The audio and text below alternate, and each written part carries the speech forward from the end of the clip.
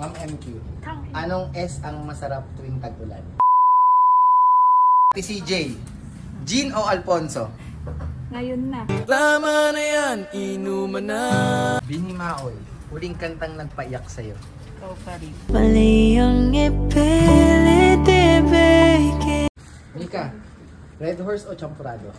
Red Horse. Bea, pinakamalaking nahawakan mo?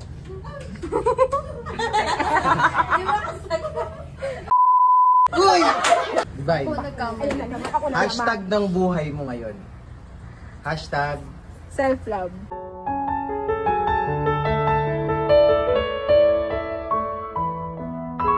Jeline, anong masarap gawin tuwing tag-ulan? Ay, hindi magkada. Sunday, sopas o champurado? Sopas. Mabubusog sa saya. Erika, cash o crush? Gosh.